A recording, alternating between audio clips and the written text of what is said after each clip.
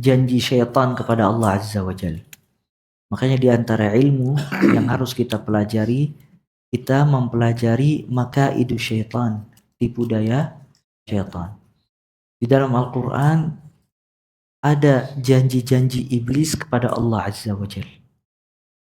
Ya, salah satunya ini. Dan ada beberapa ayat lagi. Janji-janji iblis kepada Allah Azza wa Jalla kalau dia akan menyesatkan manusia. Begitu juga ada beberapa disebutkan di dalam hadis. Makanya hal ini perlu dipelajari oleh seorang mukmin. Karena kalau dia tidak tahu musuhnya membawa banyak makar dan dia tidak tahu apa makar tersebut, kemungkinan besar dia akan termakan dengan makar tadi. Namun kalau dia mempelajari makar-makarnya, kemudian dia membentengi diri dari makar-makar tersebut, maka dia akan selamat dari makaid asyaitan, tipu daya iblis. Antum lihat di sini dalam surat Al-A'raf ayat 16 dan 17. Fabima aghwaytani, kata iblis, sebagaimana engkau telah menyesatkan aku ya Allah, la aq'udanna lahum siratakal mustaqim. Niscaya aku akan menyesatkan manusia dari jalanmu yang lurus. Tsumma la'atiyannahum. Kemudian aku akan datangkan manusia. Min baini aidihim, dari depan mereka. Wa min khalfihim, dari belakang mereka. Wa an aimanihim, dari kanan mereka. Wa an syama'ilihim, dari kiri mereka. Wala tajidu aktsarahum syakirin. Kamu tidak akan menemukan sebagian besar mereka bersyukur kepada Allah Azza wa Jalla. Kenapa iblis ya ikhwah menggoda manusia untuk tidak bersyukur kepada Allah? Karena syukur pintu semua kebaikan. Ya, Nabi SAW beliau sholat malam hingga kakinya pecah atau bengkak karena ingin membuktikan rasa syukur dia kepada Allah Azza wa Jalla.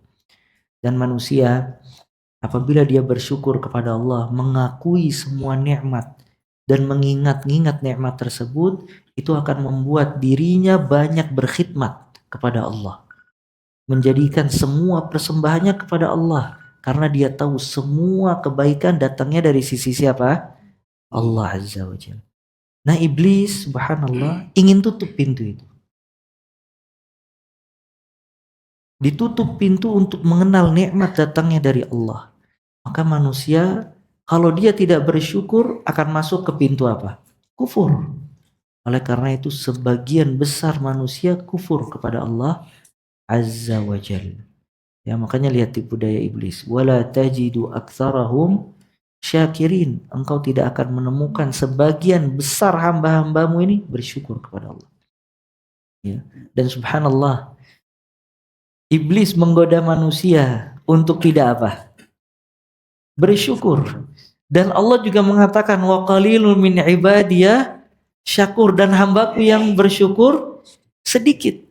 Allah menyatakan hambanya yang bersyukur sedikit, yang bersyukur sedikit, ditambah iblis menggoda hamba-hambanya untuk tidak bersyukur. Makanya subhanallah, kalau ada hamba yang bersyukur kepada Allah, dia hamba yang istimewa.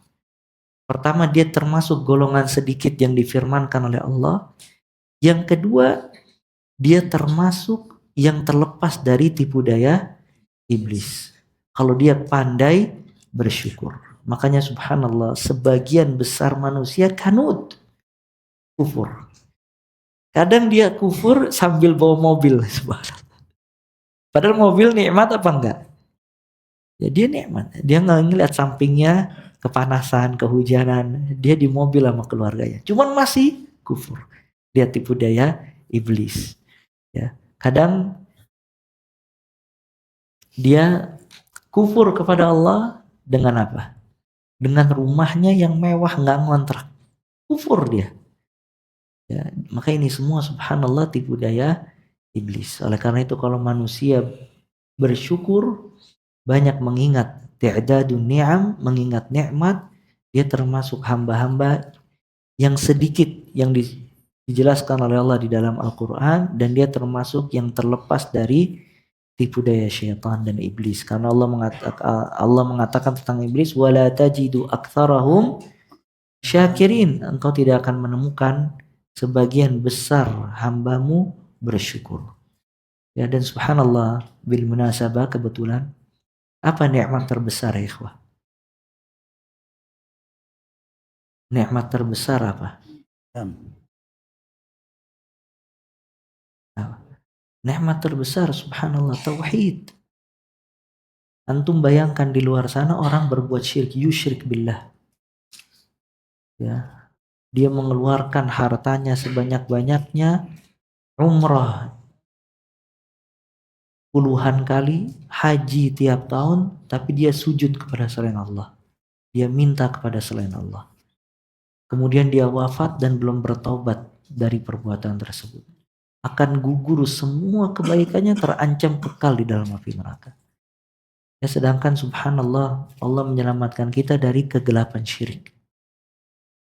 Dan itu mahab, itu mutlak hidayah Allah Azza wa Jalla. Kalau bukan karena Allah, ya, mungkin kita belum tentu merasakan nikmatnya tauhid. Karena tauhid nikmat yang paling besar.